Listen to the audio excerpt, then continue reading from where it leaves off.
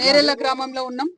మరి తెలంగాణ రాష్ట్రం వచ్చిన తర్వాత సబ్బండ వర్గాలకు కూడా న్యాయం జరుగుతుందనే ఉద్దేశంతో తెలంగాణ రాష్ట్రంలో ఉన్న మనందరం కూడా పిడికిలి బిగించి స్వరాష్ట్రాన్ని సాధించుకున్నాం.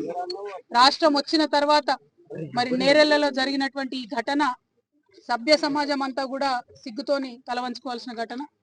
ఈ సంఘటన జరిగినప్పుడు పరిపాలించినటువంటి కుటుంబంలో నేను కూడా ఒక సభ్యురాలుగా ఉన్నా.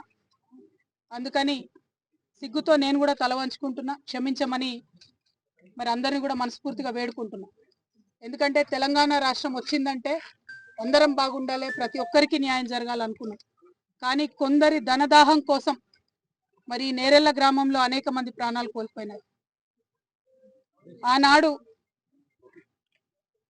ఒక బిడ్డ ప్రాణం కోల్పోతే ఊరంతా కూడా కోపానికి వచ్చి మరి ఆవేశంగా రాస్తారోకో చేయడం, అట్లాంటి కార్యక్రమాలు చేసినప్పుడు పోలీసులంతా కూడా దాష్టికాన్ని చేయడం మొత్తం అందరం కూడా గమనించాం. మరి ఇవాళ నేను ఇప్పుడున్నటువంటి ముఖ్యమంత్రి రేవంత్ రెడ్డి గారిని సూటిగా ప్రశ్నిస్తున్నా, బండి సంజయ్ గారిని సూటిగా ప్రశ్నిస్తున్నా, కేటీఆర్ గారిని సూటిగా ప్రశ్నిస్తున్నా. పోలీస్ వాళ్ళు నేరెళ్లలో 8 మందిని తీసుకుపోయి 5 రోజుల వరకు వాళ్ళు ఎక్కడున్నారో చెప్పకుండా విపరీతంగా వారిని కొట్టి కనీసం జైలర్ కూడా నేను తీసుకోలేను అనేటటువంటి పరిస్థితి తీసుకొస్తే ఇంతవరకు ఒక్క పోలీసు వాడికన్నా శిక్ష పడ్డదా? ఇంతవరకు ప్రభుత్వాన్ని, చట్టాన్ని తమ చేతుల్లోకి తీసుకున్నటువంటి ధనదాహంతోని ఈ దమనకాండ జరిపినటువంటి వారికి ఎవరికన్నా శిక్ష పడ్డదా? మరి స్థానిక ఎమ్మెల్యేగా ఉన్న కేటీఆర్ గారు ఎందుకు శ్రద్ధ చూపించలేదు? ఆనాడు బండి సంజయ్ గారు వచ్చి మొసల్ కన్నీళ్లు గార్చిపోయిండ్రు. కేంద్ర ప్రభుత్వంలో ఉన్న ఎస్సీ ఎస్టీ కమిషన్ కి చెప్తామన్నారు. ఏమైంది రిపోర్ట్? అది ఇంకా నడిచొస్తుందా ఢిల్లీ నుంచి? ఎందుకు ఇన్ని రోజులైతే రిపోర్ట్ రాదు? ఖచ్చితంగా రిపోర్ట్ రావాల్సిందే. రావడం కోసం నేను ముందుంటే అవసరమైతే ఢిల్లీకి పోతాం, అవసరమైతే నేరెళ్ల బాధితులందరినీ కూడా తీసుకొని ఢిల్లీకి పోయి ఆ రిపోర్ట్ తీసుకొని వస్తాం. అంతకుముందు human rights commission, national human rights commission అప్పుడున్న డీజీపీకి చెప్పింది, చర్యలు తీసుకోండి, మీరు ఎస్పీ గారి మీద చర్యలు తీసుకోండి అంటే ఒక చిన్న ఎస్ఐని బలిపశువుని చేసి ఎస్పీని కానీ మిగతా వాళ్ళందరినీ వదిలిపెట్టినటువంటి పరిస్థితి. అంటే ఎట్లా ఉంది తెలంగాణలో? ధనవంతుల పక్షాన మీరుంటే పేదవాళ్ల పైన ఎంత దమనకాండ చేసినా 9 సంవత్సరాలు గడిచిపోయినా వాళ్ళని కాపాడుకుంటామని ప్రభుత్వం చెప్పడం చాలా అన్యాయం. ఒక్క ప్రభుత్వం కాదు, కేసీఆర్ గారి ప్రభుత్వంలో ఈ సంఘటన జరిగింది. తర్వాత రేవంత్ రెడ్డి గారు వచ్చి 30 నెలలైంది. ఆనాడు పెద్ద పెద్ద మాటలు మాట్లాడిన రేవంత్ రెడ్డి గారు ఈ 30 నెలల్లో కనీసం నేరెళ్ల పేరు కూడా ఎత్తలేదు. ఇది మానవత్వమా? ఇంత అన్యాయం ఉంటుందా? ఓట్ల కోసమైనా మనం చేసేదంతా? ఈ నేరెళ్ల నేల నెత్తుడితో తడవలేదా? అది గుర్తొస్తలేదా మీకెవరికి? మర్చిపోయిన మా మానవత్వం అనేటిది సంపూర్ణంగా. అన్ని పార్టీలను అడుగుతున్నా, నేను ఇవాళ ఒక ఆడబిడ్డగా అడుగుతున్నా, కనీసం ఆలోచించాలి కదా. ఒక్కరోజు వచ్చి పరామర్శించి ఫోటోలు దిగిపోతే అయిపోతుందా?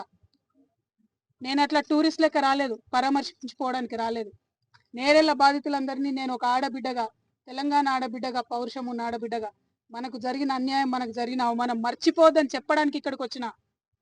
ఖచ్చితంగా ప్రశ్నిద్దాం, ఖచ్చితంగా పరిష్కారం తీసుకుందాం.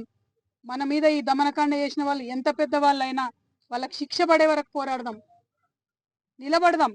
మన తెలంగాణ గడ్డ ఉన్నదే ప్రశ్నించే గడ్డ. ప్రశ్నించిన ప్రతి ఒక్కరిని అవమానిస్తున్నారు, బయటకు పంపిస్తున్నారు, దాడులు చేస్తున్నారు, దాష్టికం చేస్తున్నారు. అది ఆ ప్రభుత్వం లాగాలే ఈ ప్రభుత్వంలో కూడా ఆగుతలేదు.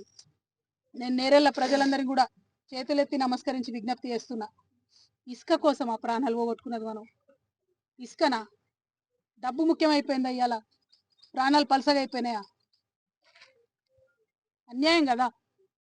ముఖ్యమంత్రి గారిని ఒకటే డిమాండ్ చేస్తున్నా నేను, కనీసం మీకు ఇంత మానవత్వం మిగిలి ఉన్నా ఆనాడు ఓట్ల కోసం వచ్చి వీళ్ళని వాడుకున్నారు కదా నేరెళ్ల వాళ్ళను. ఏమైపోయింది మరి ఆ మంత్రులందరూ? మీరా కుమార్ని తీసుకొచ్చారు కదా, ఏమైపోయింది మీరా కుమార్ గారు? ఏమైపోయింది బట్టి విక్రమార్క గారు? ఏమైపోయింది పొన్నం ప్రభాకర్ గారు, అడ్లూరు లక్ష్మణ్ గారు? ఇప్పుడు మంత్రివర్గంలో మీరు ఉన్నారంటే వీళ్ళ కన్నీటి మేడల మీద కాదా, వీళ్ళ కన్నీళ్ళని మెట్లు వేసుకొని కాదా మీరు గెలిచింది? మర్చిపోతారా గెలవంగానే? మనుషులేనా మీరు? కొంచెం మానవత్వం చూపించండి, శిక్ష వేయించండి. భయం ఉండాలి పోలీస్ వాళ్ళకు ప్రజల్ని టచ్ చేయాలంటే. ఆ కుటుంబాలు, పోలీస్ వాళ్ళు కష్టపడతారు, నేను ఒప్పుకుంటా. కానీ చట్టాన్ని మీ చేతిలోకి తీసుకునే రైట్ మీకు కూడా లేదు. మీరు చట్టం కాదు. ఒకవేళ ఇక్కడ వాళ్ళు తప్పు చేసి ఉంటే, ఒకవేళ లారీలు జాలబెట్టి ఉంటే కోర్టుకి ఇచ్చేది ఉండే. కొట్టే అధికారం మీకు ఎవడిచ్చిండు? 5 రోజులు కొడతారా? బాణన్నను చూడండి, ఇప్పటి వరకు కూడా కట్టే పట్టుకొని నడిచే పరిస్థితి. హరీష్ని చూడండి, ఇప్పటి వరకు నడవాలంటే నడవలేనటువంటి పరిస్థితి. చనిపోయినటువంటి గోపాల్ వాళ్ళ కుటుంబం చెప్తున్నది 9 ఏళ్ళు ప్రతి నిత్యం హాస్పిటలే. ఒక్క రూపాయి కూడా ఇవ్వలే గవర్నమెంట్. నేను డిమాండ్ చేస్తున్నా, నేరేళ్ల బాధితులందరూ కూడా ₹1 కోటి ఇవ్వాల్సిందే. రేవంత్ రెడ్డి గారి ప్రభుత్వం ప్రతి కుటుంబానికి ₹1 కోటి ఇవ్వాల్సిందే, ఖచ్చితంగా ఇవ్వాల్సిందే. ఈ దమనకాండకు పాల్పడ్డ నేరస్తులకు శిక్ష పడాల్సిందే. తెలంగాణ రక్షణ సేనను ఉట్టిగా పెట్టుకోలే, నేను తెలంగాణను రక్షించుకోవడానికే పెట్టుకున్నాం. ఖచ్చితంగా ఢిల్లీ నుంచి రిపోర్ట్ తెప్పించుకుంటాం, ముఖ్యమంత్రి గారి మెడలు వంచుతాం, పరిష్కారాన్ని చూపిస్తాం. అందరిలాగా పరామర్శించిపోవడానికి రాలేదు. ప్రశ్నిస్తాం, పోరాడతాం, పరిష్కరిస్తాం. ఖచ్చితంగా పరిష్కారం చూపడం కోసమే వచ్చినాం. మీ అందరు నేను మళ్ళొకసారి క్షమించమని కోరుతా ఉన్నా. ఈ దమనకాండ జరిగినప్పుడు ఆ పరిపాలించిన కుటుంబంలో నేను కూడా ఉన్నా. సిగ్గుతో తలవంచుకుంటున్నా. ఆ విషయం ఆనాడు చెప్పినా, ఈనాడు కూడా చెప్తున్నా. మీ అందరినీ ఒకటే రిక్వెస్ట్ చేస్తున్నా, ఇప్పుడున్న ప్రభుత్వాన్ని మర్చిపోవద్దు. మాటలు ఇచ్చిపోయిన ఎవరిని కూడా మర్చిపోవద్దు. మనకు జరిగిన అవమానాన్ని మర్చిపోవద్దు. ఇదొక మనిషిగా చెప్తున్నా, నేను తెలంగాణ ఆడబిడ్డగా చెప్తున్నా. పార్టీలు రాజకీయాలు మళ్ళీ వేసుకుందాం ఎలక్షన్ అప్పుడు, కానీ మనం మాత్రం మనకు జరిగిన అవమానాన్ని మర్చిపోవద్దు. దానికోసం కొట్లాడతాం. అంతవరకు గోపాల్ గారి కుటుంబానికి ఖచ్చితంగా మా పార్టీ తరఫున మేము కూడా అండగా ఉంటాం. స్థానిక శాసనసభ్యుడిగా కేటీఆర్ గారు కూడా అండగా ఉండాలి. ఆ పిల్లల చదువులకు హెల్ప్ చేయాలి, హాస్పిటల్ వాళ్ళు పెట్టుకున్నటువంటి ఖర్చులకు కూడా హెల్ప్ చేయాలని చెప్పి నేను డిమాండ్ చేస్తా ఉన్నాను. అది బీఆర్ఎస్ పార్టీ కావచ్చు, టీఆర్ఎస్ పార్టీ కావచ్చు, కాంగ్రెస్ కావచ్చు, సిపిఐ కావచ్చు, సిపిఎం కావచ్చు, ఎవరన్నా కావచ్చు. మీరేం టూరిస్టుల లెక్క ఇక్కడికి రావద్దు. వస్తే హెల్ప్ చేయాల్సిందే.